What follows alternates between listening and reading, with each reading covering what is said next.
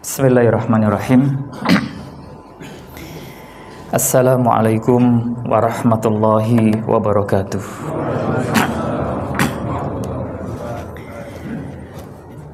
Alhamdulillahi rabbil alamin.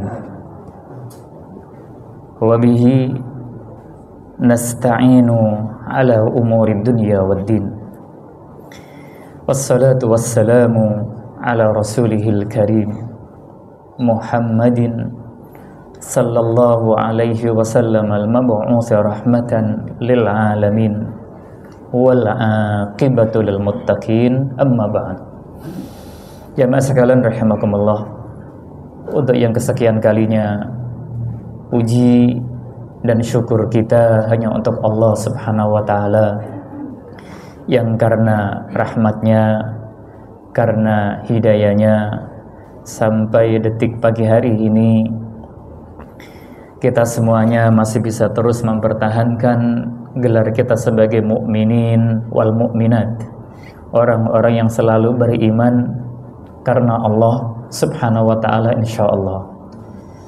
Yang kedua, salawat salam kita untuk rasulnya Nabi kita Muhammad sallallahu alaihi wasallam, yang karena bimbingan sunnah-sunnahnya sampai detik hari ini pun kita semuanya masih bisa menikmati indahnya agama kita, yaitu al-Islam. Yang saya hormati para orang tua kami, bapak, ibu, dan yang saya cintai saudara-saudara sekalian. Alhamdulillah, pada pagi hari ini kita dipertemukan kembali oleh Allah di tempat yang paling mulia di muka bumi, masjid, dalam aktivitas yang juga mulia di muka bumi, thalabul ilmi. Mudah-mudahan duduk kita di tempat ini beberapa menit ke depan nanti menjadi salah satu amal unggulan kita kelak di hadapan Allah, insyaallah. Baik yang duduknya dapat sandaran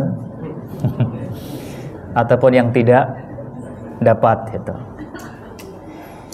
Yang dapat sandaran alhamdulillah, yang nggak dapat lebih alhamdulillah lah itu, karena kita hanya bersandar kepada Allah Subhanahu wa ta'ala. Tetap nyadar gak apa-apa, Pak. Dan pada hari ini yang akan kita diskusikan adalah kita akan bersama-sama membangun sikap untuk Baitul Maqdis dan untuk Al-Aqsa. Barangkali sebelumnya masih ada sisa-sisa sikap yang sempat terpengaruh oleh sana-sini, tapi nanti kita akan lihat bersama-sama secara pandangan agamanya, secara pandangan ilmiahnya dan lain sebagainya, untuk membangun sikap terhadap tempat yang namanya Baitul Maqdis dan tempat yang namanya Masjid Al-Aqsa. Untuk pertanyaan barangkali tidak harus di belakang. Kalau nanti waktu saya bicara kemudian ada anggota dewan yang interupsi, ya bolehlah kita buka lah itu. Langsung kita buka. Kita ambil yang pertama. Sebagai prolog kita akan berkenalan dengan Baitul Maqdis. Tempat yang namanya Baitul Maqdis ini punya banyak nama. Kita dengar ada yang namanya Baitul Maqdis, kita juga dengar ada yang namanya Al-Quds. Bahkan penduduk asli di sana dulu, di zaman-zaman mungkin sebelum Rasulullah, di zaman Nabi Isa, di zaman Maryam dan lain sebagainya, punya banyak nama. Mereka menyebutnya dengan nama Yabus. Yabus. Bahkan ada yang lebih terkenal lagi, Ilya. Punya banyak nama. Kita mengambil yang dalam catatan para ulama sejarah dan berdasarkan riwayat yang ada, kita mengambil nama Baitul Maqdis atau Al-Quds.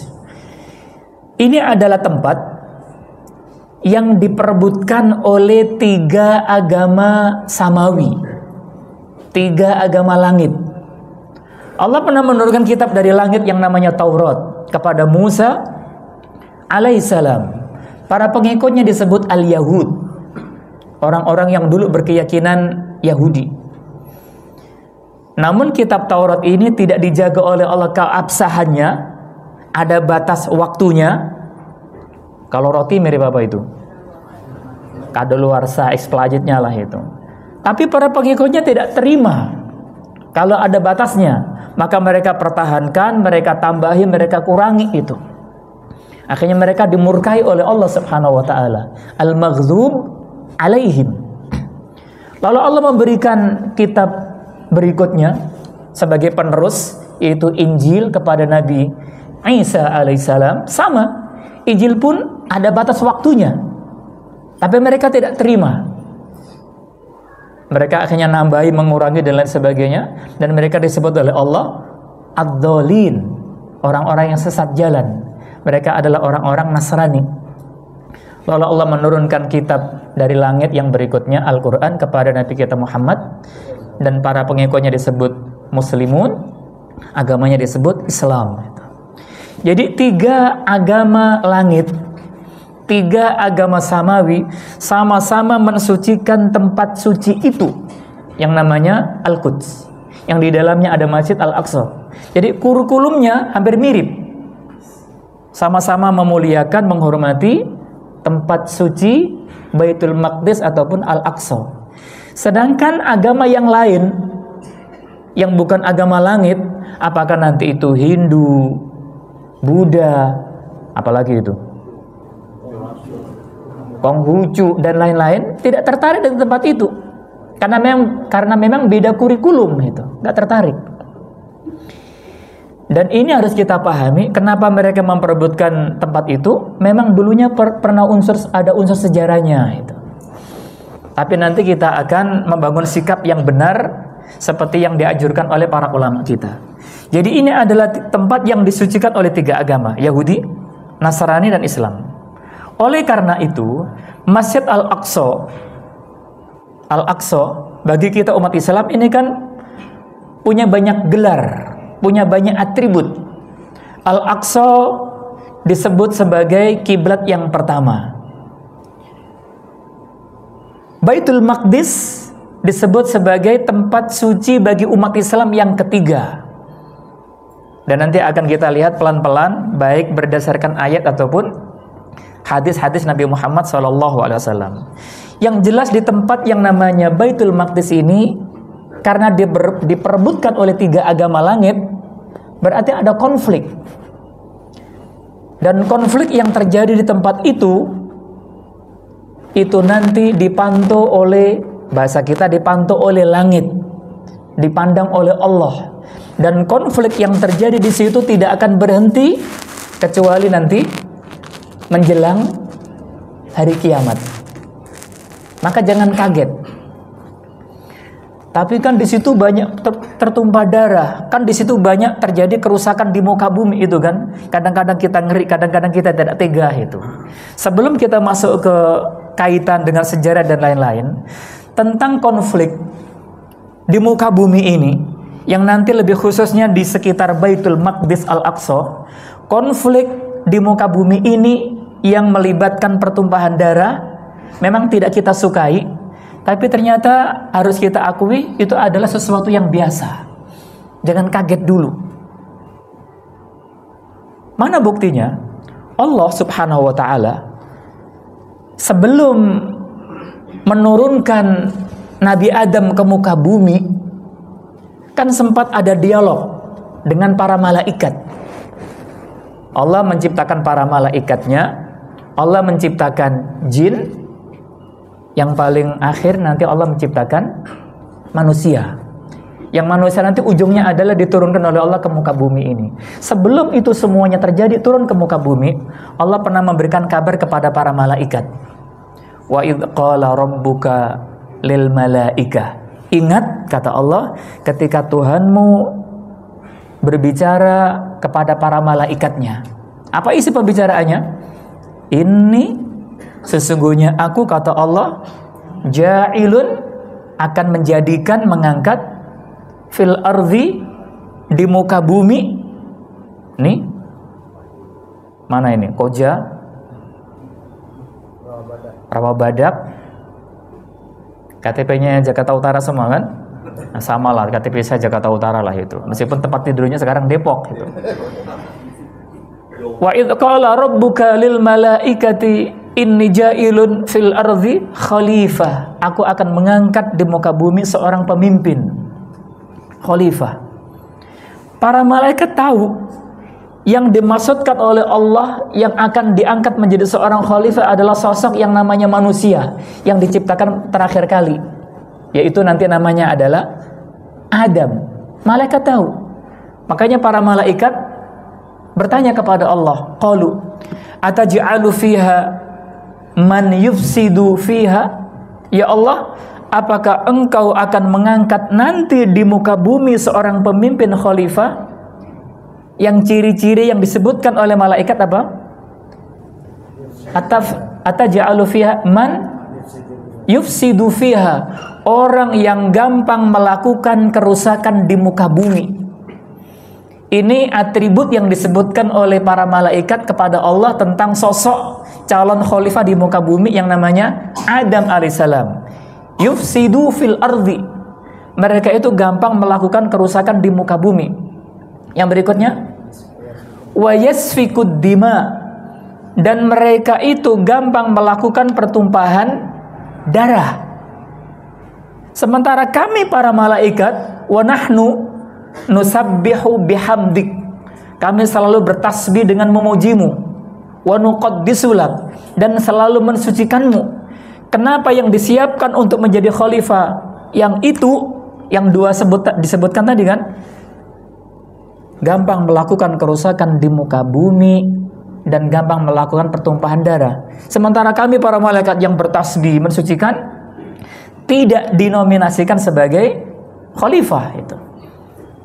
Itu dialog. Malaikat tidak protes, tapi memang skenario ini harus dipaparkan oleh Allah melalui para malaikatnya tadi.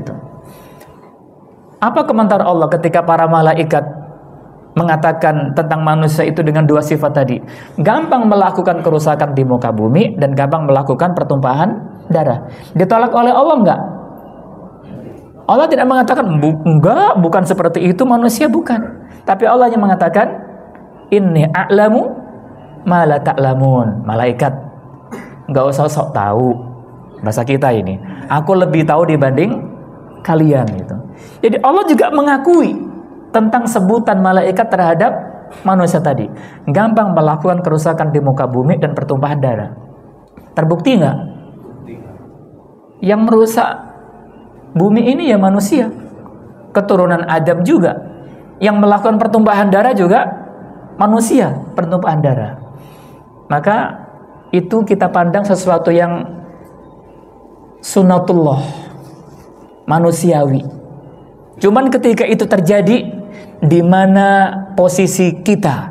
Ketika itu terjadi, seperti apa sikap kita itu? Dan konflik yang memperebutkan tentang Al-Aqsa itu selalu dipantau oleh langit, dan dia tidak akan berhenti kecuali nanti menjelang hari kiamat. Ini yang pertama. Yang berikutnya, di dalam agama kita Islam, kita punya Al-Quran dan bicara tentang Al-Aqsa dan Baitul Maqdis. Untuk pertama kalinya Allah subhanahu wa ta'ala memperkenalkan kepada umat manusia dan umat Islam tentang keberadaan Al-Quds dan Masjid Al-Aqsa itu saat ada peristiwa Al-Isra dan Mi'raj yang terjadi pada tahun 10 kenabian. 10 kenabian. Surat Al-Isra ayat 1 turun.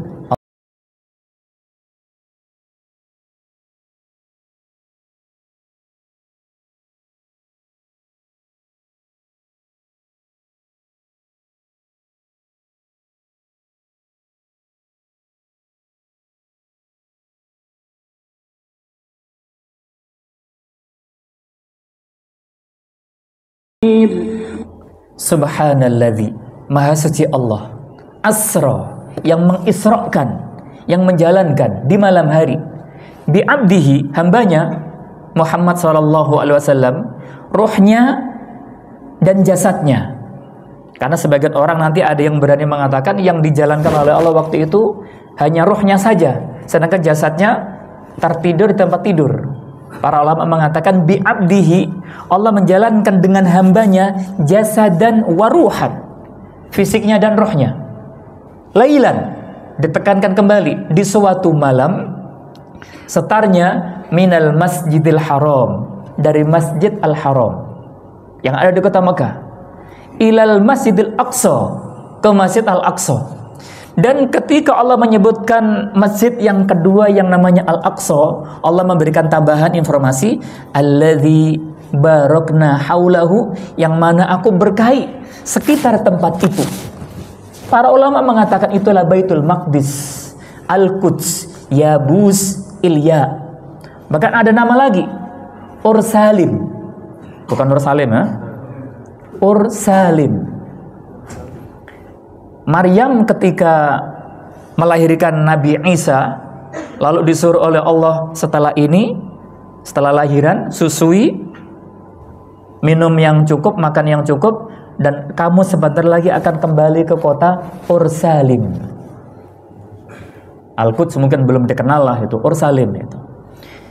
Jadi Al-Aqsa dan sekitarnya ini barakna haula, aku berkahi kata Allah. Dan dalam peristiwa Isra Mi'raj ini, salah satu tujuannya adalah linuriyahu, akan aku tunjukkan kepada hambaku yang namanya Muhammad itu min ayatina, di antara tanda-tanda kebesaranku. Innahu, sesungguhnya Allah, huwa, dia, as-sami'u, maha mendengar, al-basiru, maha melihat. Insya Allah semua konflik yang terjadi di situ yang berkaitan dengan Al-Aqsa, Allah as-sami, Allah akan selalu mendengarnya, al-basir, Allah pun selalu melihatnya. Dan dalam ayat ini jamaah sekalian, di muka bumi ini hanya ada dua masjid yang namanya langsung turun dari Allah. Yang pertama Masjid Al-Haram, yang kedua Masjid Al-Aqsa. Namanya langsung turun dari langit, dari Allah. Masjid yang lain itu made in bumi. Al-Ikhlas, siapa yang bikin nama?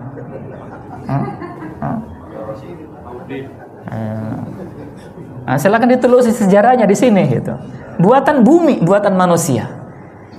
Tapi ada dua masjid yang langsung datang dari Allah. Seakan-akan dua masjid ini adalah dua masjid kembar yang segel kekuatannya hampir sama, datang dari Allah Subhanahu wa taala. Artinya apa? Kalau kita semuanya memuliakan Masjidil Haram yang ada di kota Mekah, kita pun disuruh untuk memuliakan Masjidil Aqsa yang ada di Al-Quds, Baitul Maqdis. Dan kalau kita cek lagi, ayat ini menerangkan peristiwa Isra dan Mi'raj. Dalam peristiwa Isra Mi'raj itu Allah menurunkan perintah sholat fardu yang 5 waktu pertama kalinya kepada umat Islam. Dan sebelum Nabi Muhammad sampai ke Sidratil Muntaha, langit paling tinggi, tingkat 7, paling tinggi, tidak ada tempat lagi yang lebih tinggi. Nanti pulangnya mendapatkan perintah sholat 5 waktu. Sebelum sampai sana, Nabi Muhammad diperkenalkan oleh Allah 2 kiblat, yaitu 2 masjid ini. Maka nanti kiblat yang pertama adalah Baitul Maqdis, dan kiblat yang kedua adalah Masjid Al-Haram. Jadi 2 nama yang disebutkan oleh Allah dalam satu ayat ini, dalam satu surat ini, nanti dua-duanya menjadi kiblat. Cuman ada kiblat yang pertama dan ada kiblat yang kedua, dan keduanya tidak bisa dipisahkan insya Allah, karena ayatnya satu, suratnya pun satu. Imam Ibnu Katsir ketika mentafsiri ayat ini, beliau mengatakan seperti berikut: Subhanalladzi asra bi abdihi lailan minal masjidil haram wa huwa masjidu Makkah. Dia adalah masjid yang ada di kota Mekah. Sepakat. Ilal masjidil aqsa wa huwa baitul maqdis. Dia adalah Baitul Maqdis. Alladzi huwa Ilya, yang dulu namanya adalah Ilya. Jadi Masjidil Aqsa ini adalah yang ada di Baitul Maqdis. Ada nggak masjid selain di Baitul Maqdis namanya Al-Aqsa? Ada, mana itu? Mana itu? Sono itu. Ada Masjid Al-Aqsa kan? Saya punya jadwal khutbah di situ juga masalahnya kan. Lalu di Jawa Tengah ada sebuah kota namanya Kudus. Jepara, Kudus, Pati, Klaten jauh Pak. Nah, jauh lah itu. Di sana ada kota Kudus. Di dalamnya ada Masjid Al-Aqsa yang terkenal dengan Masjid Menara Kudus. Dan ini terinspirasi dengan ini itu. Ada sebuah kota namanya Al-Quds, Kudus. Masjidnya Al-Aqsa. Nggak terkenal, yang terkenal Menara Kudus itu. Nyambung semuanya kalau disambung-sambungin lah itu. Tadi sono 6 tahun masalahnya lah itu. Dan ketika Allah menyebutkan Masjidil Aqsa wa huwa Baitul Maqdis, kata Ibnu Katsir, ma'dinul anbiya. Baitul Maqdis itu adalah tempat turunnya para nabi. Min ladun Ibrahim al-Khalil, dari jalur keturunan Nabi Ibrahim sang kekasih Allah. Jadi Nabi Ibrahim dan para keturunannya yang menjadi para nabi itu dikumpulkan oleh Allah di Ilya, tempat turunnya para nabi. Jama'u lahu hunalika kulluhum. Mereka semuanya, mereka sadayana kabeh itu berkumpul di situ. Dan dalam peristiwa Isra Mi'raj, fa'ammahum fi mahallatihim, Nabi Muhammad menjadi imam untuk mereka para nabi di tempat tinggal mereka. Jadi Rasulullah masuk ke Masjid Al-Aqsa dan dia menjadi imam sholat, makmumnya para nabi dari keturunan Nabi Ibrahim, meskipun sudah meninggal dunia, tapi mereka dihadirkan oleh Allah kumpul di tempat itu. Kok mungkin? Bagi Allah semuanya mungkin. Jadi Allah menghadirkan para nabi menjadi makmum dan Nabi Muhammad menjadi imam itu. Dan seterusnya, masih panjang komentarnya Imam Ibnu Katsir. Kemudian jamaah sekalian, Masjid Al-Aqsa, jadi yang pun tidak boleh kita lupakan, Masjid Al-Aqsa adalah kiblat pertama dan kota suci yang ketiga bagi umat Islam. Umat Islam punya dua kiblat. Dua-duanya ada dalam surat Al-Isra ayat 1 tadi. Yang pertama Masjid Al-Aqsa, nanti diganti oleh Allah dengan Masjid Al-Haram yang disimbolkan di dalamnya ada Ka'bah. Dan umat Islam punya 3 tempat suci. Al-Haramul Awwal, tempat suci yang pertama adalah Mekah. Al-Haramul Tsani, kota suci yang kedua adalah Al-Madinatul Munawwarah. Wal Haramul Tsalits, kota suci yang ketiga adalah Baitul Maqdis, Al-Quds, Yabus, Ilya, apalagi tadi? Ursalim. Itu pun kota suci yang ketiga bagi umat Islam. Kita masuk ke sedikit sejarah. Ini ada sebuah masjid di kota Madinah. Nama aslinya adalah Masjid Bani Salamah. Masjid Bani Salamah. Nabi Muhammad ketika sudah mendapatkan perintah sholat fardu yang 5 waktu, itu kan tahun 10 kenabian, kurang lebih 3 tahun sebelum hijrah. Berarti selama 3 tahun di kota Mekah, ketika mereka sholat, Nabi dan para sahabat itu menghadap ke Baitul Maqdis, kiblat yang pertama, dan pada waktu yang sama Ka'bah ada di hadapan mereka. Jadi Ka'bah di depannya, Baitul Maqdis kiblat, berlangsung 3 tahun di kota Mekah. Lalu pada awal tahun 14 kenabian, mereka hijrah ke kota Madinah, dan Nabi Muhammad membangun masjid yang kedua, karena sempat bangun Kuba, masjid di Kuba kan itu, membangun Masjid Nabawi di kota Madinah, kiblatnya menghadap ke Baitul Maqdis. Masjid Al-Haram di belakang mereka, kan tempatnya sudah beda itu. Jadi waktu di Madinah mereka menghadap ke Baitul Maqdis dan Masjidil Haram di belakang. Nah, ketika umat Islam sholat menghadap ke Baitul Maqdis, orang-orang Yahudi yang tinggal di kota Madinah itu membuli Rasulullah dengan mengatakan, Muhammad ini aneh, katanya ajaran Islamnya beda dengan ajaran Yahudi kami. Tapi begitu mereka tinggal di kota Madinah, kiblatnya ikut-ikutan menghadap ke Baitul Maqdis, sementara Ka'bah, Masjidil Haram, bahasa mereka dipantatin itu. Setiap dibully Nabi Muhammad kurang nyaman. Ketika sholat ada omongan-omongan bulian, sampai Nabi Muhammad tidak nyaman. Sehingga pandangan wajah Nabi Muhammad ketika dengar bulian tadi bolak-balik menghadap ke langit. Dan itu berlangsung kurang lebih 16 bulan. Di kota Madinah sholatnya menghadap ke Baitul Maqdis. Sampai pada suatu hari ketika Nabi Muhammad sholat di sini, Masjid Bani Salamah, dalam riwayat sholat asar 4 rakaat. Rakaat pertama, rakaat kedua menghadap ke Baitul Maqdis. Bulian orang-orang Yahudi berlanjut. Masuk rakaat yang ketiga dalam sholat, turun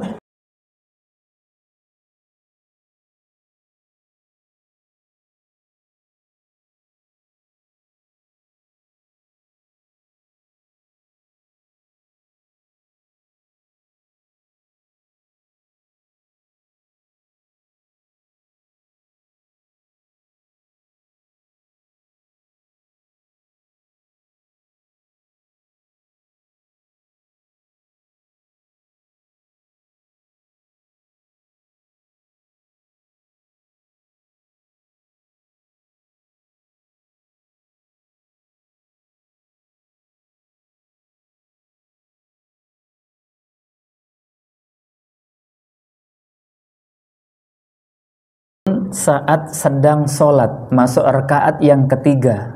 Qad naro, sungguh kami melihat, taqalluba wajhika fis sama, pandangan wajahmu menghadap ke langit bolak-balik. Karena ada bulian orang-orang Yahudi.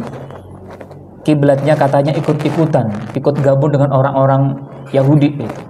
Nabi Muhammad kurang srek karena ada bulian tadi. Falanuwalliyannaka qiblatan tardhaha, maka akan aku palingkan wajahmu menghadap kiblat yang lebih engkau ridhoi, yang lebih engkau sukai, Masjid Al-Haram. Mana? Fawalli, maka mulai sekarang hadapkan wajhaka, wajahmu ya Muhammad, syatrul Masjidil Haram, menuju Masjid Al-Haram. Yang tadinya menghadap ke sana lah itu. Rakaat ketiga Nabi berbalik ke arah Mekah, Masjidil Haram, ke arah Ka'bah. Wa haitsuma kuntum, dan nanti dimanapun kalian berada, di Depok, di Rawabadak, mana-mana, fawallu wujuhakum syatrah, arahkan wajah kalian ke arah Masjid Al-Haram. Ayat berlangsung terus. Singkat cerita, selesai sholat, Nabi Muhammad cerita kepada para sahabat. Mungkin ada yang penasaran kenapa tadi sholatnya ganti kiblat lah itu. Akhirnya Rasul menerangkan tentang turunnya ayat ini.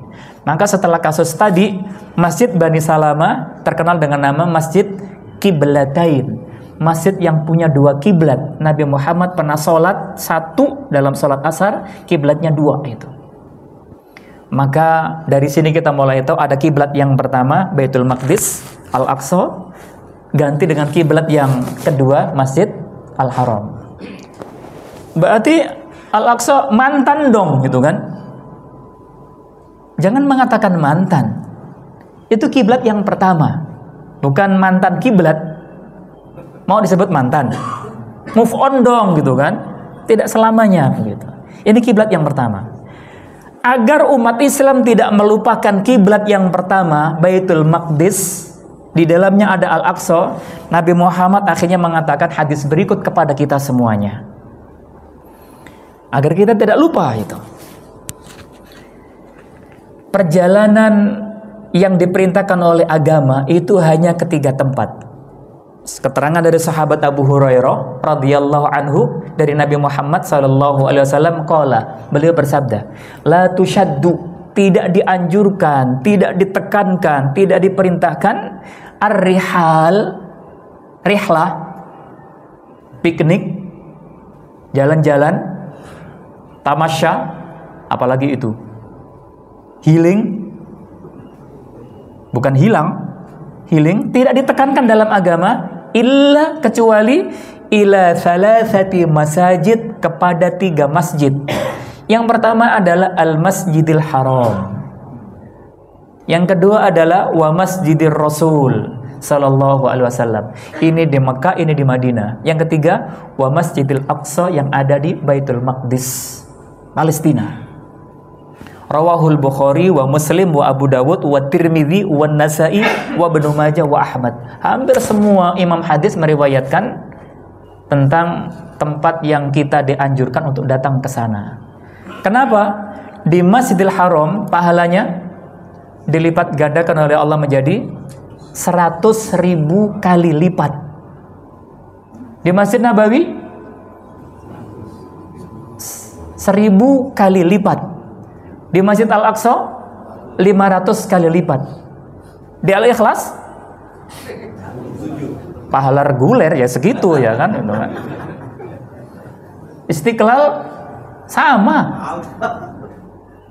Joko Karyan podo wae. Cuman bedanya menunya kan. Kalau di sini kan soto kuali, di sono macam-macam lah nanti barangkali gitu. Kapan-kapan nyusul di sini lah gitu kan.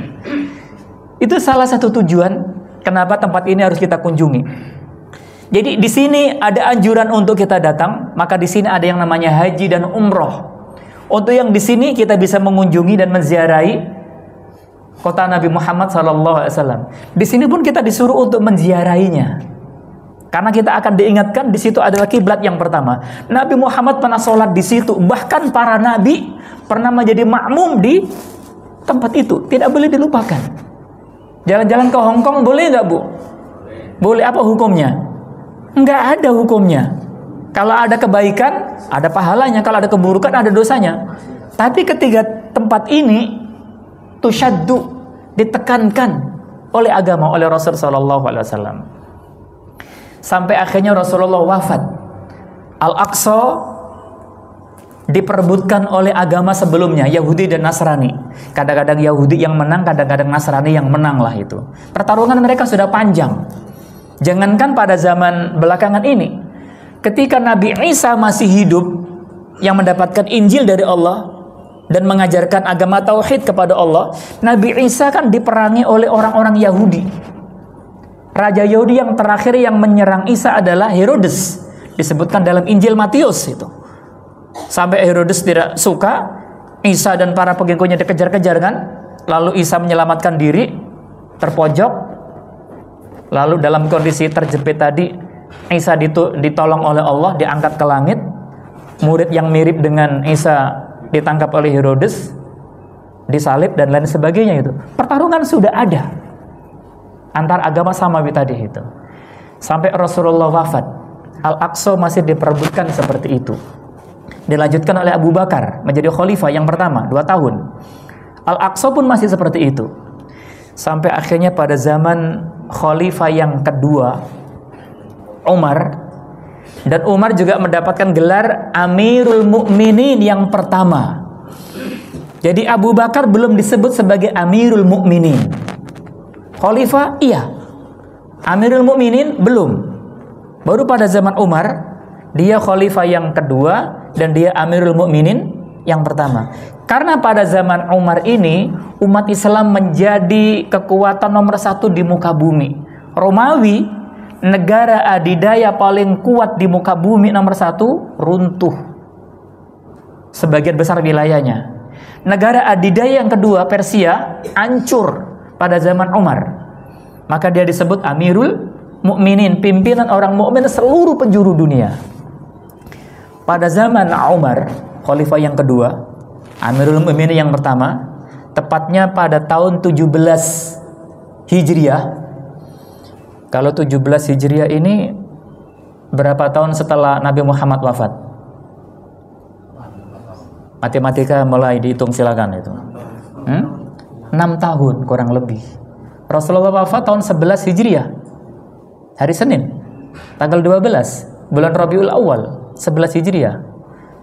Jadi 6 tahun setelah Rasulullah wafat, kan Abu Bakar 2 tahun, lalu kurang lebih 5 tahunan pada zaman Umar, 17 Hijriah, yang bertepatan kurang lebih tahun 636 Masehi. 636 Masehi, pasukan Islam dengan panglima perang Amr bin As. Ini temannya Khalid bin Walid. Satu umuran lah itu. Khalid bin Walid. Yang masuk Islamnya sama-sama terlambat itu. Dan Amr ini terkenal dengan cerdiknya. Cerdik. Pasukan Islam berhasil menguasai Baitul Maqdis. Apa tadi namanya? Baitul Maqdis, Al-Quds, Yabus, Ilya, Ursalim, tanpa pertumpahan darah. Karena Amr bin As yang cerdik ini tahu itu tempat suci, Ma'dinul Anbiya, tempat turunnya para nabi. Maka Baitul Maqdis dikepung selama 4 bulan. Tidak langsung digempur habis-habisan. Dikepung 4 bulan. Akhirnya pasukan Romawi yang menjajah wilayah Ilya kabur melarikan diri ke Mesir. Yang tinggal di situ adalah orang-orang penduduk Ilya yang mayoritas penduduknya adalah Nasrani. Karena waktu pasukan Romawi datang ke tempat itu, memaksa mereka memeluk agama Nasrani. Dan pimpinan Baitul Maqdis Ilya waktu itu adalah pendeta agung Patrick Confurius. Namanya susah disebutin ini, Pak. Dia tidak mau menyerahkan pintu Baitul Maqdis ini dan Al-Aqsa kecuali langsung kepada pimpinan tertinggi umat Islam, Amirul Mukminin yang namanya Umar bin Khattab radhiyallahu anhu. Amr bin As pingin kuncinya, tapi tidak diberi. Akan aku berikan kepada langsung Umar bin Khattab radhiyallahu anhu. Akhirnya Amr bin As kirim surat ke Madinah agar Umar datang. Akhirnya Khalifah Umar pun datang untuk pertama kalinya ke Baitul Maqdis sebagai seorang pemimpin. Kita nonton sejenak ini, Pak. Ini Ilya.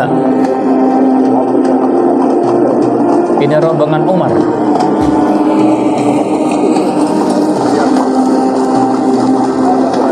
Akan ada dialog tingkat tinggi antara dua pimpinan agama langit, Umar dan Confurius.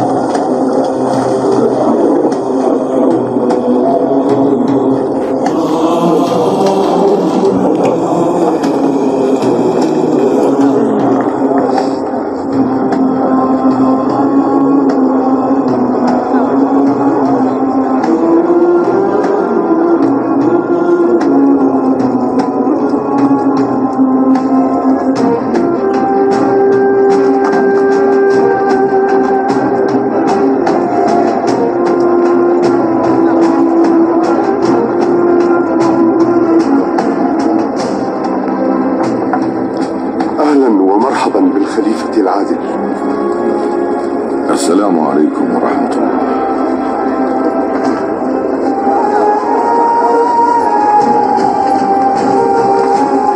أيها المخيف لا أرى على أحدهم هيئة الملوك وهو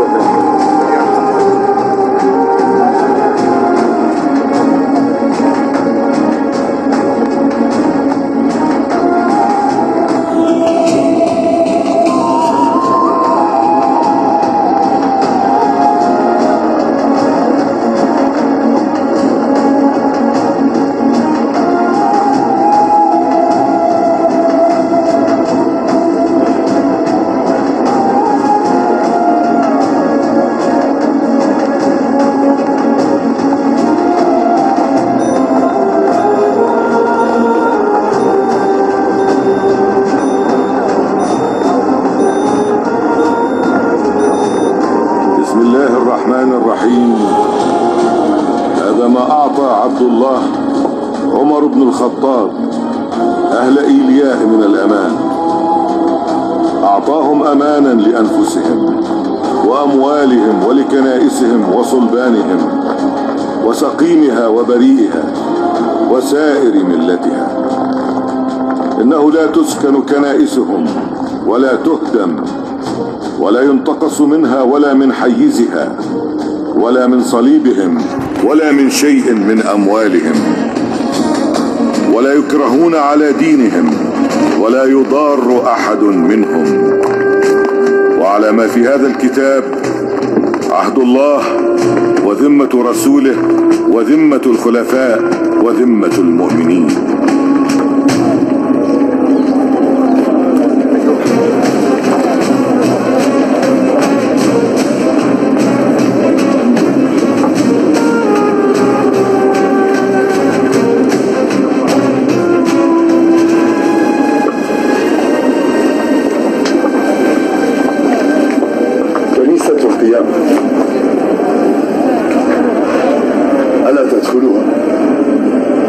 كفانا اليوم ما شهدنا وقد حان وقت صلاتنا.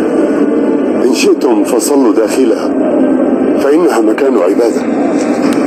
أخشى إن فعلت أن يراها المسلمون سنة وحقا فيغلبوا على كنيستكم ويخالف بذلك عهدي إليكم، ولكن نلتمس لأنفسنا مكانا آخر.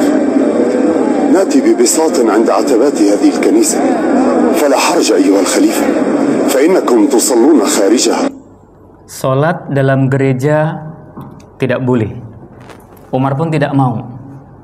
Ditawari lagi salat di pelataran gereja. Di luar gereja kami siapkan karpet. Boleh nggak? Umar bingung, nggak ada dalilnya. Ini kan pertama kali umat Islam menguasai wilayah itu. Bersetuan langsung dengan orang-orang Nasrani antar dua kelompok besar lagi itu. Karena nggak ada dalilnya, Umar sempat bingung. Boleh nggak ya itu? Dalam gereja oke, tidak. Ini di luar, siapin karpet.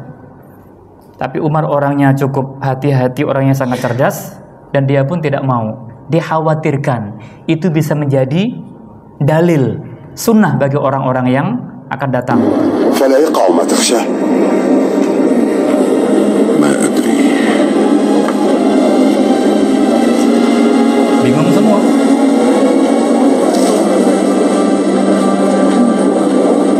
بل أخشى أن يطمع بعض المسلمين في المكان فيتخذونه مصلى ثم يزاحموكم على كنيستكم، ولكن دلني على الصخرة حيث سرى رسولنا ونبينا.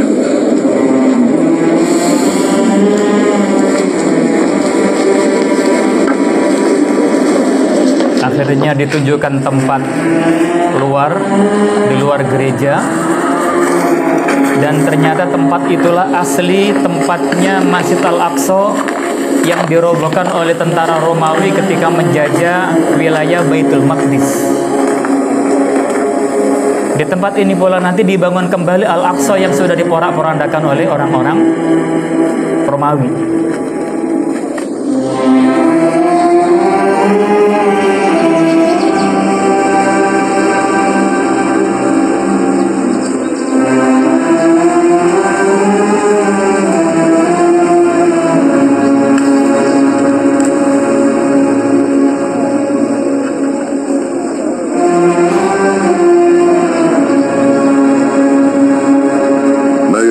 مسرى رسول الله أن يكون هكذا.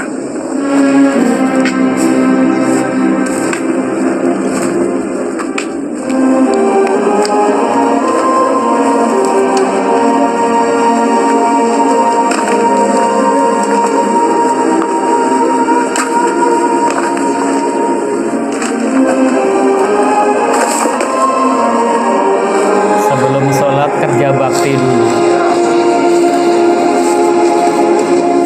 Pak Pendeta bingung.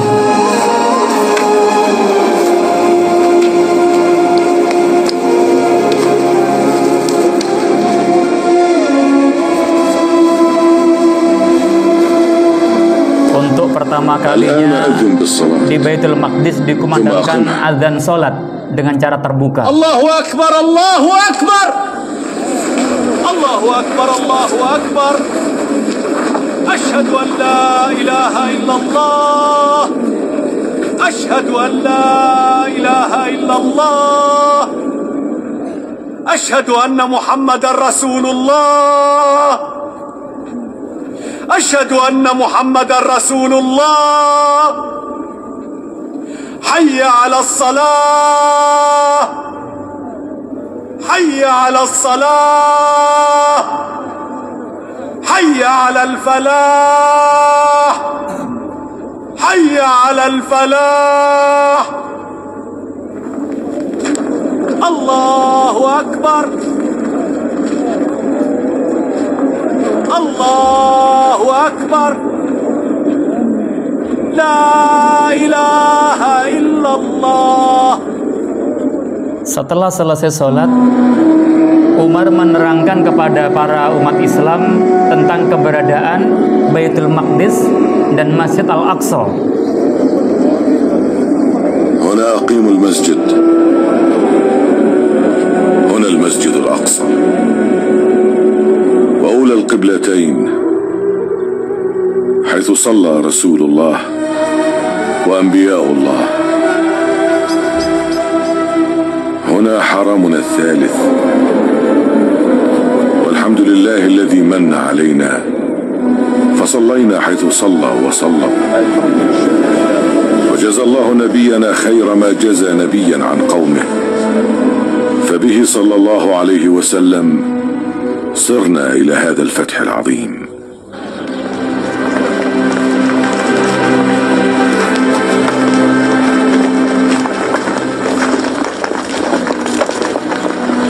ليحفظك الرب أيها الخليفة العادل. لكم أن تحتكموا إلى شرائعكم، إلى أن يطلب بعضكم طوعا أن يحتكم إلينا، فنحكم فيه كما نحكم في أنفسنا. عدلت. وإن وقع بأحدكم ظلم من عمالي أو من مسلم فلا تصبروا على ذلك حتى ترفعوه إلي، فقد صارت أمانتكم إلى ذمة الله ورسوله وذمتي وذمة الخلفاء من بعدي وذمة المسلمين.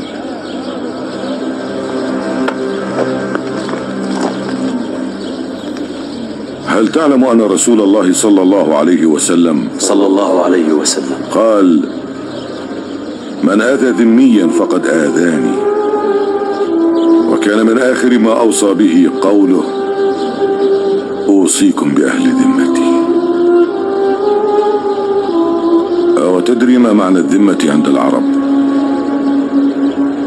إذا دخل الرجل في ذمة رجل آخر أو قبيلة فقد امتنع بها من كل عادية أو ظلم، فإذا عدا عليه أحد فكأنما عدا على من هو في ذمته، فصار حقا عليه أن ينصره كما ينتصر لنفسه وأهله وشرفه، فإن لم يفعل فقد ذهبت مروءته ولحقه عار الأبد.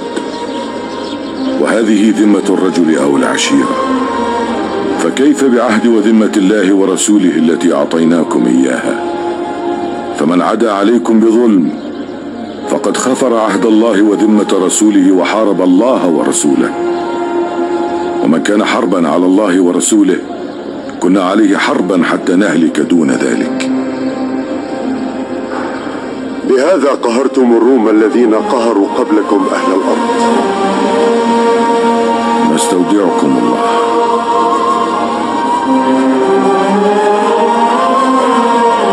السلام عليكم ورحمة الله.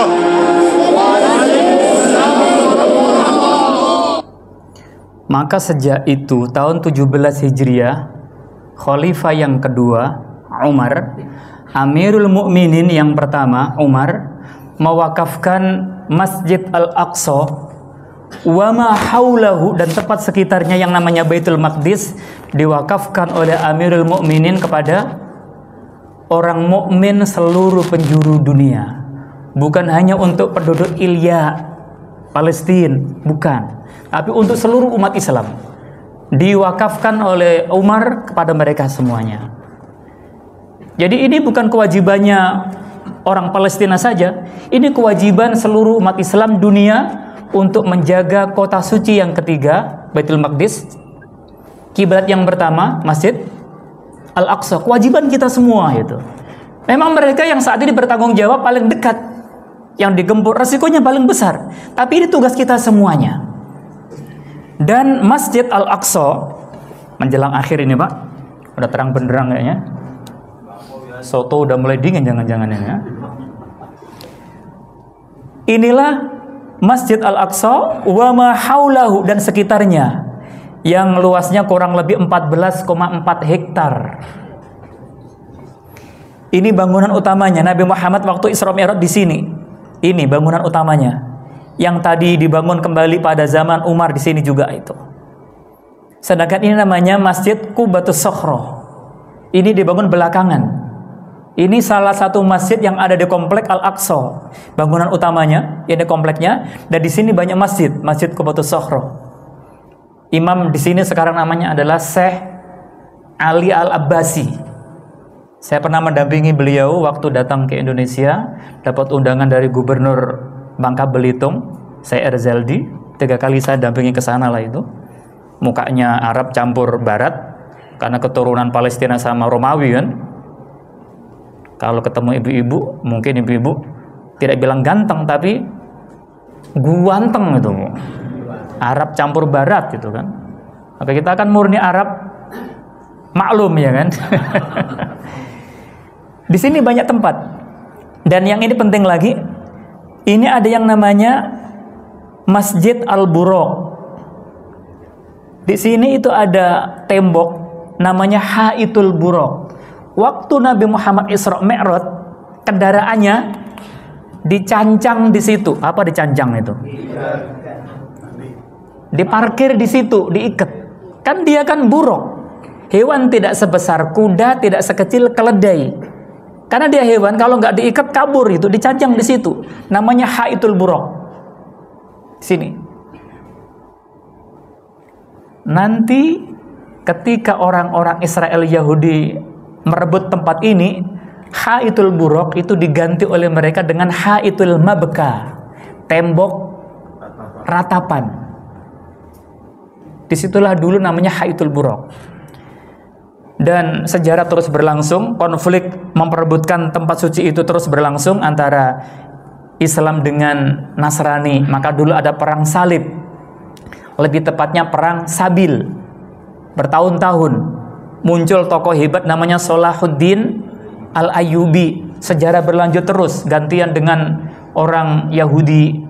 Dan akhir-akhir ini yang menguasai sebagian besar wilayah itu adalah orang-orang Yahudi. Biasa namanya orang Yahudi itu banyak pelanggarannya, membumi hanguskan tempat tadi Masjidil Aqsa dulu pernah dibakar, dijaga oleh umat Islam. Dunia ikut menjaga, tapi mereka lebih kuat. Itulah sunatullah dan takdir Allah. Tapi saudara-saudara kita yang tinggal dekat di sana tidak tinggal diam, meskipun dibombardir, disakiti. Ini kan catatan sejarah, tidak bisa kita ambil semuanya. Al-Quds, Masjidil Aqsa dikuasai penjajah Israel. Terus sejarah berjalan, firman Allah berlangsung.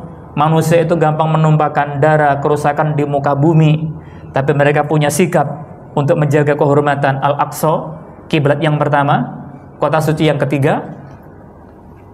Mereka mengganti Haitul Buraq. Waktu Isra Mi'raj Nabi Muhammad ngikat dengan tembok ratapan Haitul Mabka. Nanti akan ada gambarnya. Sejarah terus berlangsung dan saudara-saudara kita di sana tetap bertahan meskipun dibombardir seperti itu. Pertanyaannya, apa yang membuat mereka selalu bertahan di balik gempuran Israel yang disokong oleh dunia juga? Ketika orang-orang Israel digempur oleh orang-orang Arab ataupun Palestina, anjing dunia menggonggong semua kan?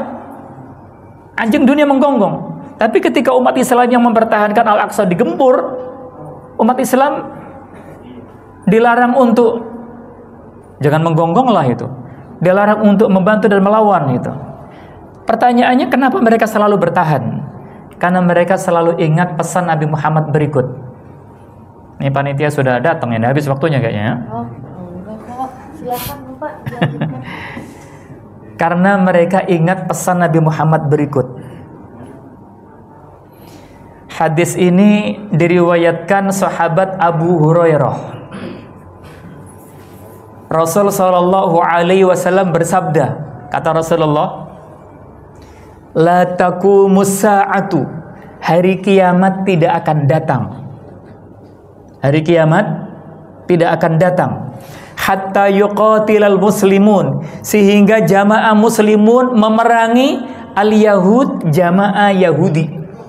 Jadi nanti di akhir zaman sebelum hari kiamat ada dua institusi. Muslim institusi menyerang institusi Yahudi. Belum terjadi, tapi nanti pasti akan terjadi.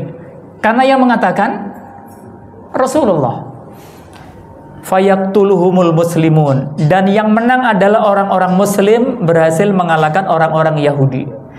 Karena institusi Yahudi sudah kalah, sudah runtuh, sudah porak-poranda, yang tersisa adalah hatta yakhtabi'ah, sehingga bersembunyi al-yahudiyu, personil Yahudi. Al-yahud itu jamaah, al-yahudiyu itu personil. Karena jamaahnya sudah kalah, yang masih bertahan personil-personilnya, mereka sembunyi. Min warail hajar, ada yang sembunyi di balik batu. Wasyajar, ada yang sembunyi di balik pohon, ngumpet di balik batu, di balik tembok, di balik pohon. Dan nanti di akhir zaman, di luar nalar, Rasul memberikan kabar, fayakulul hajaru awisyajar, batu dan pohon nanti ikut bersikap. Mereka yang tidak punya mulut, tidak punya lidah, ngomong nanti di akhir zaman. Batu bicara, pohon bicara. Siapa yang diajak bicara? Kata Rasulullah, ya muslim, hai orang Islam. Ya Abdallah, wahai hamba Allah. Jadi yang dipanggil oleh batu, yang dipanggil oleh pohon, orang yang punya dua atribut, dia muslim dan dia hamba Allah. Kata batu, kata pohon, hadza yahudiyun, ini ada personel Yahudi khalfi, ngumpet di belakangku. Fata'al, kadia, batu di Bandung dan Tasikmalaya dan sekitarnya itu kadia. Yang di Jawa Reneo, Meriki. Yang di Madura, Jakarta Utara kan banyak Madura ya kan? Batu di Madura ada rini sampeyan taya, sini sampeyan taya. Yang di Inggris Cambio, batu pohon memanggil orang Islam, memanggil hamba Allah. Ta'al, kesini. Faktulhu, segera bunuh orang Yahudi yang ngumpet itu. Kenapa batu pohon langsung menyuruh membunuhnya? Jawabannya satu, karena Yahudi dosanya sudah terlalu besar untuk umat Islam. Pelanggaran mereka, kejahatan mereka, dosa-dosa mereka sudah tidak terampuni lagi. Dan memang itu wataknya, yang dulu sempat dikutuk oleh Allah sebagai kirodah, monyet, wal khonazir, dan gak enak nyebutnya BABI, kata anak saya itu. Wataknya seperti itu. Namun di ujung hadis Rasulullah mengatakan, ini warna merahnya hilang ini tuh. Illal ghorqoda, kecuali ghorqod, dia tidak bersikap, bahkan dia tidak mau kerjasama dengan orang Islam, tidak mau memanggil hamba Allah. Ghorqod, diem, bahkan cenderung melindungi orang Yahudi yang ngumpet tadi. Kenapa begitu? Kata Rasulullah, fa innahu min syajaril yahud, karena ghorqot itu bagian dari pohonnya institusi Yahudi. Rawahul Bukhari wa Muslim wa Ahmad. Jadi yang tidak berlidah, tidak berbibir, nanti punya sikap membela Muslim, hamba Allah, dan tidak mau melindungi orang-orang Yahudi. Pertanyaannya, pohon ghorqot kayak apa, Pak, Bu? Karena kita nggak tahu, jangan-jangan di depan rumah kita ada pohon ghorqot. Pagi kita sirami, sore kita kasih pupuk, nanti ada perang kita ngumpet di situ. Yahudi dong jangan-jangan itu. Maka Imam An-Nawawi punya kitab Sarah Sahih Muslim. Ketika dia mensarah kitab Sahih Muslim, ketemu ghorqot, Imam An-Nawawi mengatakan ghorqot itu adalah mithlu syajaratil badinjan. Apa itu badinjan? mithlu syajaratil badinjan, mirip pohon terong. Kayak apa pohon terong? Nggak tahu juga ya kan? Mirip pohon terong, cuman agak gedean, bisa untuk ngumpet. Lalu kata Imam Nawawi, dzatus syaukati, berduri. Berduri. Apa maknanya? Nanti di akhir zaman ketika institusi Yahudi sudah runtuh, tinggal personel yang ngumpet di balik pohon jengkol ngomong, di balik pohon pete ngomong ya kan, di balik batu ngomong, lalu ngumpet di balik pohon korkot, meskipun berduri, tertusuk-tusuk duri, berdarah, sakit, nyeri, tapi itu yang paling enak saat itu. Artinya di akhir zaman nasibnya orang Yahudi tragis. Kutukan untuk orang Yahudi bukan datang dari Baitul Maqdis saja, tapi dunia ikut mengutuk. Baik karena ikatan agama atau karena ikatan nilai-nilai kemanusiaan. Dunia ikut mengutuk. Kenapa? Memang kejahatannya sudah tidak diampuni lagi. Maka nanti batu dimanapun, pohon dimanapun akan bekerja sama dengan orang Islam, dengan hamba Allah, kecuali Ghorqad. Waktu habis ya. Karena waktunya habis, sebagai penutup, ini ada hadis menyebut-nyebut tentang Syam. Syam itu ya Palestina dan sekitarnya. Hadis riwayat Imam Tirmidzi, Rasul bersabda, idza fasada ahlu Syam, kalau penduduk Syam itu sudah rusak, fala khaira fikum, hai orang Islam, Anda tidak punya kebaikan lagi, Anda tidak punya harga diri lagi. Kalau Syam itu sudah rusak, Anda tidak punya kehormatan lagi.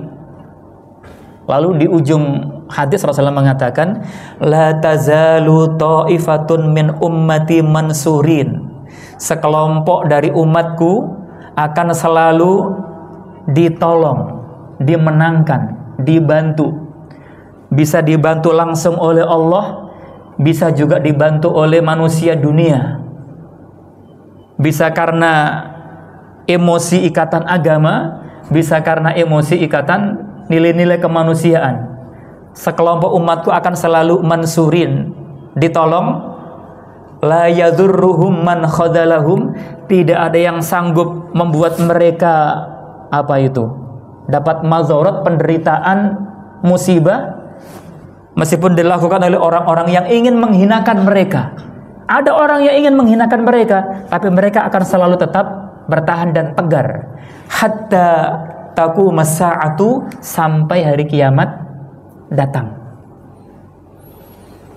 Penutup, Soto Kuali sudah menanti. Belakangan ini kita mendengar istilah Zionis pesek. Zionis pesek. Tidak berani mengutuk Yahudi, bahkan kadang-kadang membantunya, dan cenderung menyalahkan saudara-saudara kita yang ingin mempertahankan Baitul Maqdis dan Al-Aqsa. Silakan ditebak ini Pak, penutup. Yang bisa nebak, yang dapat nebak, dapat Soto Kuali. Ini namanya tembok ratapan, Haitul Mabka. Dulu namanya Haitul Buraq. Diganti oleh orang Israel Yahudi Haitul Mabka, tembok ratapan. Ini ada yang meratap ini. Hidungnya pesek. Perhatikan kaosnya dan kacamatanya. Kaosnya dan kacamatanya dan hidungnya lah itu. Siapa dia? Sebentar lagi orang ini akan ngomong. Ini orangnya. Baru beberapa hari yang lalu. Israel dan Gaza saat ini. Yang sedang terjadi, kaosnya sama, kacamatanya sama. Dan anak-anak Yahudi secara sadis dan kejam. Yang terjadi adalah anggota Hamas dari Gaza menyeberang perbatasan masuk ke wilayah Israel. Lalu mereka menembaki mobil-mobil yang lewat, membunuhi secara acak siapa saja yang ada di situ. Lalu mereka dari pintu ke pintu masuk ke rumah, membunuhi siapa saja yang ada di dalam rumah. Mereka membunuh perempuan, lalu arak mayatnya keliling kota seperti binatang. Mereka membunuh manula dimanapun mereka temukan. Mereka membunuh anak-anak Yahudi dengan menyiksa dulu sebelumnya. Mereka menculik perempuan-perempuan untuk dibawa ke Gaza yang sekarang tidak jelas nasibnya. Mereka menculik manula yang juga dibawa ke Gaza yang juga sekarang tidak jelas nasibnya. Dan ada orang yang saking rasis ke bangsa Yahudi, anggap pembunuhan sadis wanita, manula, dan anak-anak ini sebagai perjuangan kemerdekaan. Woi, tolol! Pejuang kemerdekaan Indonesia dulu tidak pernah bantai wanita, manula, dan anak-anak Belanda. Yang terjadi di Israel Gaza murni terorisme, pembunuhan sadis wanita, manula, dan anak-anak Yahudi. Dan cuma orang-orang tolol yang anggap pembantaian dianggap sebagai perjuangan kemerdekaan. Kalau saya emosi, Pak. Kalau saya emosi. Kaosnya sama, kacamatanya sama, nggak tahu topinya dilepas di mana itu. Karena topi itu kan harus dipakai di Haitul Mabka itu. Nggak boleh dibawa pulang. Dan kasus tanggal 7 Oktober kemarin, ketika Palestina melancarkan serangan ke wilayah-wilayah yang dikuasai oleh Israel, tanggal 7 Oktober, lalu dibalas sampai sekarang porak-poranda itu. Nah, maaf, si pesek ini menyalahkan umat Islam. Itu kan kesalahan mereka sendiri. Kenapa nyerang itu kan? Dan dia lupa, sejak tahun 1967 ketika Yahudi menguasai Al-Aqsa, dihancurkan, diporak-porandakan, dibunuh orang tuanya, diperkosa wanitanya, bahkan yang belum lahir pun dibunuh, tidak dilihat, tidak dipublikasikan. Baru ketika kemarin tanggal 7 Oktober ada serangan dari Gaza ke Israel, pada keluar-keluar semua itu. Maaf, anjing-anjing dunia tadi kan itu. Itu kan faktanya seperti itu. Dan mengatakan, membolak-balikkan fakta. Jangan emosi. Biasa sajalah itu. Yang penting kita punya sikap. Di sana ada ikatan agama. Baitul Maqdis, Al-Aqsa, kiblat kita yang pertama. Kota suci yang ketiga. Dan diwakafkan oleh Amirul Mukminin, pimpinan orang mukmin seluruh penjuru dunia, kepada siapa? Kepada seluruh orang yang beriman. Yang terdekat mati-matian menjaga dan membela Ahlus Syam. Dan mereka dikatakan Nabi Muhammad, ta'ifatun min ummati mansurin, akan ditolong baik langsung oleh Allah ataupun belahan bumi yang lain. Dan mereka tetap tegar meskipun ada orang yang ingin menghinakan mereka. Dan itu tidak berhenti sampai hari kiamat. Jadi mereka tahu konflik tidak akan berhenti, tapi mereka terus berusaha. Dan kita yang jauh dari sana disuruh untuk membantu. Paling ringan doa, dukungan politik, dana, dan lain sebagainya. Tidak boleh ikut-ikutan khadzalahum, menghinakan mereka. Yang bisa kita bantu, kita bantu.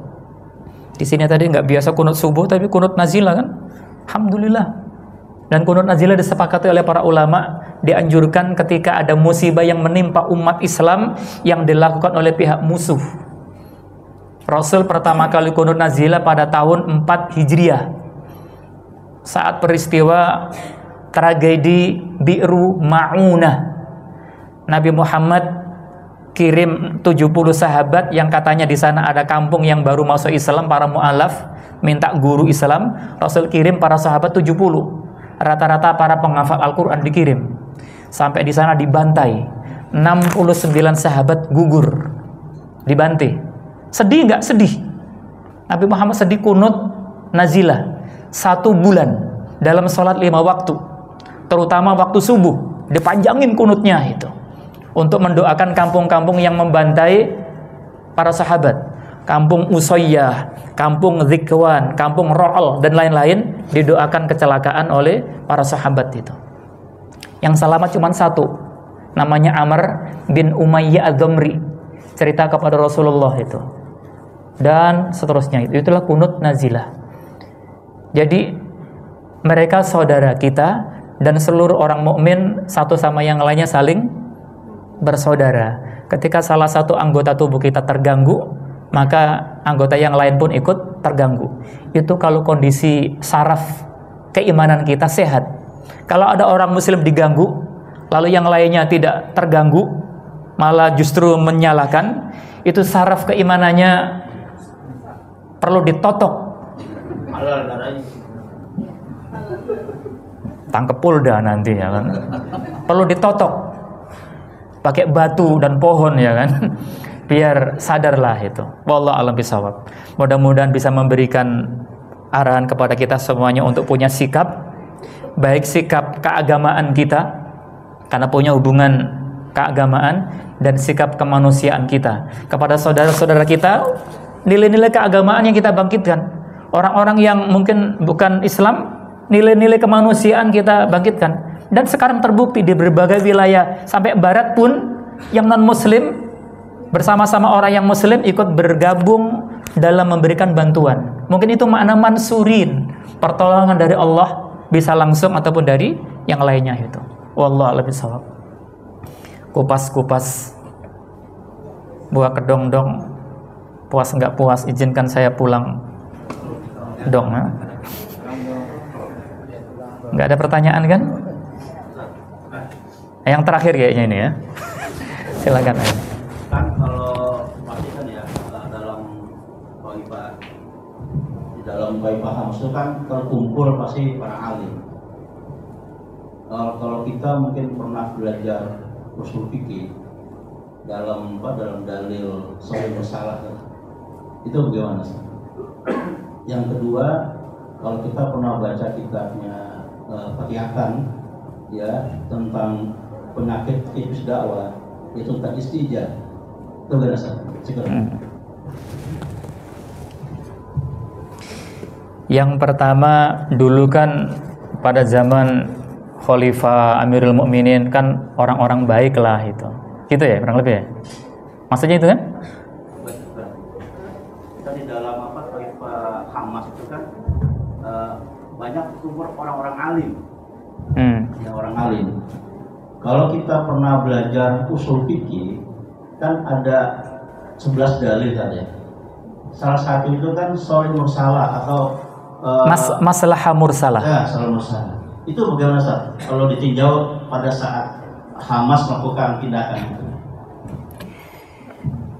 Kalau kita baca sejarah yang dimulai dari tempat yang namanya Baitul Maqdis, pertama itu tempat yang memang diperebutkan oleh 3 agama samawi.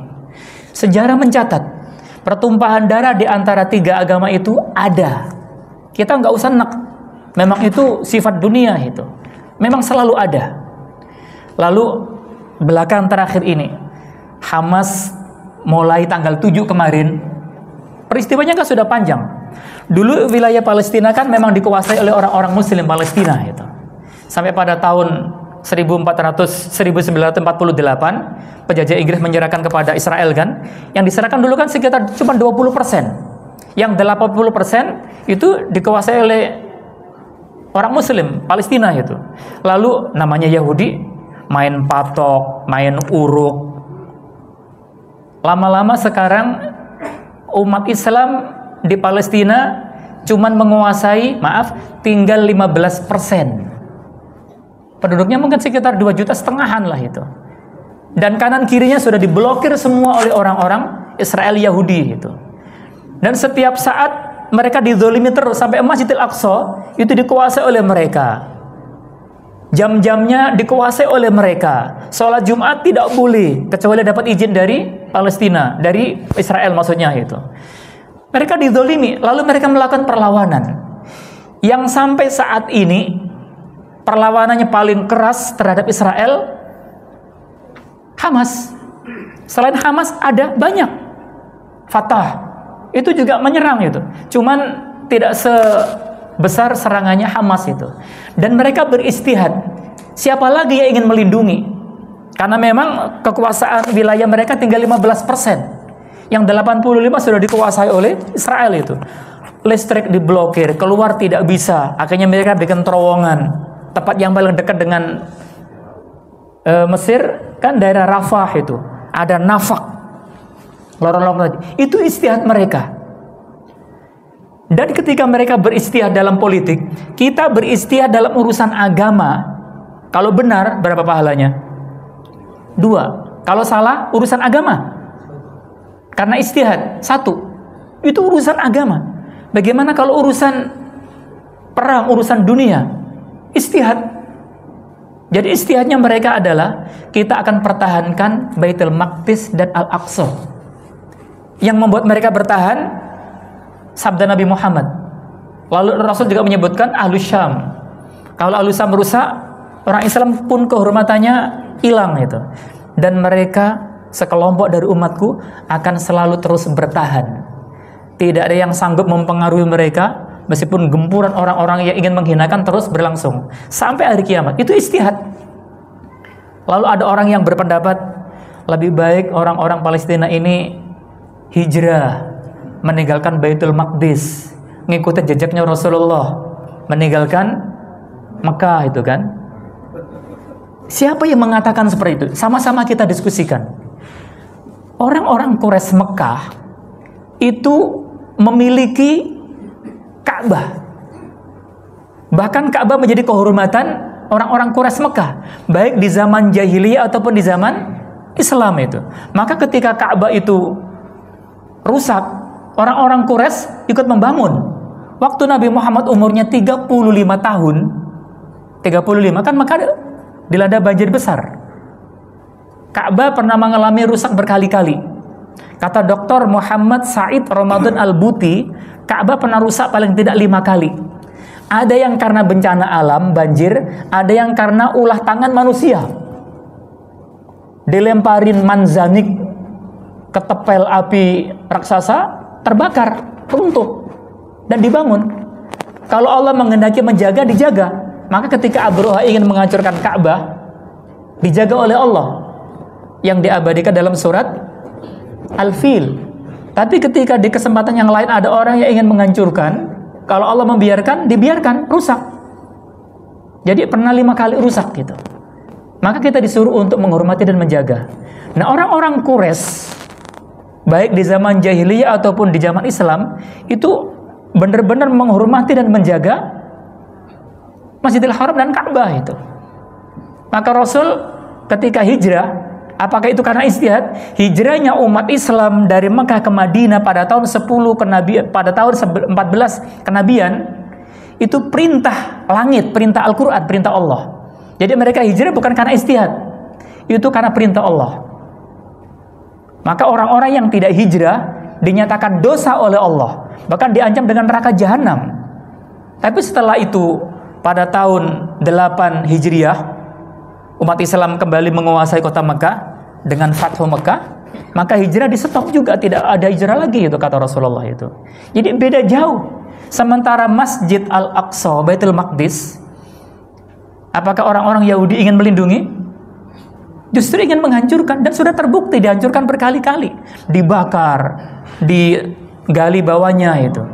Jadi kalau itu dikiaskan, maaf kena pantun Jaka Sembung, naik gunung, perutnya kembung, gelundung ya kan. Dari awal gak nyambung, beda itu. Ketika kemudian mereka kan yang bersalah, mendingan mengalah saja. Nanti kalau sudah berkuasa, balik diambil alih lagi itu. Tidak akan sampai. Tidak akan sama itu. Gak bisa. Pertama itu masalah istihad. Memang kita hormati perbedaan pendapat dalam istihad boleh. Tapi jangan menyalahkan, bahkan ketika ada orang yang membantu ke Palestina, lalu orang Islam sendiri memberikan statement orang-orang Hamas dan Palestina itu Syiah katanya gitu kan. Jangan bantu orang Syiah, itu muncul kan itu kan. Banyak begitu kan. Ini pun kena pantun lagi, jika sembung naik gunung kembung gelundung tadi itu. Orang-orang yang bertahan di Palestina, yang mempertahankan Baitul Maqdis dan Al-Aqsa, itu dikepung oleh Israel. Tempat tinggal mereka tinggal 15%, yang 80% kanan kiri dikuasai oleh orang-orang Israel semua. Mereka tidak berdaya. Orang-orang yang tidak berdaya itu butuh bantuan. Siapapun yang bantu, mereka terima. Dari yang Nasrani membantu, mereka terima. Dari yang Syiah membantu, mereka terima. Dari yang Muslim bantu, mereka terima. Tanpa syarat. Kalau ada syaratnya mereka gak mau. Jadi siapapun yang memberikan bantuan, mau kafir, mau Syiah dari Iran, mau Muslim, diterima semua. Ketika yang bantu orang Islam, kenapa yang mengatakan tadi Syiah tidak mengatakan? Dia kan Muslim. Ketika yang bantu Nasrani, kenapa mereka tidak mengatakan dia kan Nasrani? Giliran yang membantu Syiah, itu Syiah itu. Jadi ada sentimen dalam memberikan cap. Itu satu. Jadi bantuan dari manapun mereka terima. Mau kafir, mau Syiah, mau Muslim, terima semua. Itu untuk membantah orang yang mengatakan mereka itu Syiah itu. Mereka Ahlussunnah wal Jamaah. Kemudian ada juga saya punya videonya, cuman nggak saya putar lah di sinilah itu. Ntar saya pulang dicegat lagi ya kan. Mereka pemahamannya Khawarij. Katanya orang-orang Hamas itu mengkafirkan orang yang tidak sependapat dan mengatakan darahnya haram. Itu kan ciri-ciri orang Khawarij. Ada yang mengatakan begitu kan itu. Mana buktinya? Di Gaza itu ada kelompok Fatah yang sering kali tidak sependapat dengan Hamas. Diajak kerjasama. Bahkan di Palestina itu ada kelompok-kelompok Nasrani yang lebih nyaman mereka bekerjasama dengan kelompok Hamas. Jadi yang tidak sependapat kerjasama, yang beda agama pun bekerjasama. Dan mereka akur. Tapi oleh orang Yahudi, mau yang Nasrani, mau yang Fatah, mau yang Hamas, dibombardir semuanya. Bahkan jurnalis Barat pun 37 kan yang sudah terdata kan yang terbunuh lah itu. Jadi banyak lontaran-lontaran yang memojokkan orang-orang Muslim di Palestina tadi itu. Dan mungkin orang-orang yang memojokkan itu bagian dari tadi man khadzalahum. Tapi Rasul mengatakan la yadurruhum, tidak ada yang sanggup mempengaruhi kelompok umatku itu yang tertolong itu man khadzalahum, meskipun banyak orang yang ingin menghinakan mereka. Ada perbedaan pendapat? Ada. Kita hormati. Bahkan gelar Baitul Maqdis dengan sebutan Al-Haramus Tsalits, kota suci yang ketiga. Kan kota suci yang pertama Mekah dengan Masjid Nabawi, Mekah dengan Masjid yang pertama Mekah, Masjid Al-Haram, yang kedua Madinah, Masjid Nabawi, yang ketiga Baitul Maqdis, Haram yang ketiga. Sebagian ulama tidak setuju kalau Baitul Maqdis disebut Haram yang ketiga. Nggak apa-apa, kita hormati pendapat lah itu. Orang kalau berpendapat kita saling menghargai. Tapi cukuplah ketika Rasulullah mengatakan la tusyaddur rihal, jalan-jalan tidak dianjurkan illa kecuali ila salasati masajid. Ada 3 tempat yang disatukan oleh Rasulullah. Masjid Al-Haram, Masjid Ar-Rasul, dan Masjid Al-Aqsa. Ada perbedaan pendapat, kita hormati. Jangan sampai sentimen kita berlebihan, yang seharusnya ada ikatan agama karena sentimen tadi, lalu mengeluarkan fatwa-fatwa yang mengalahkan sunnah-sunnah Nabi Muhammad. Kalaupun tidak punya sentimen agama, nggak apa-apa, ada sentimen kemanusiaan. Kenapa tidak kita pakai itu? Dan konflik di situ akan terus berlangsung. Kita tidak setuju ataupun setuju akan tetap berlangsung, dan nanti di akhir zaman semuanya akan mulai bersikap, sampai yang tidak berbibir pun ikut bersikap gitu. Wallahu a'lam bishawab itu, Pak. Cukup ya. Mudah-mudahan tidak puas. Nah, kalau puas selesai. Kalau tidak puas akan ada pertemuan berikutnya lah itu. Undang saya lagi lah. Wallahu a'lam bishawab. Kita akhiri dengan doa kafaratul majlis. Subhanakallahumma wa bihamdik, asyhadu an la ilaha illa anta, astaghfiruka wa atubu ilaik. Wassalamualaikum warahmatullahi wabarakatuh.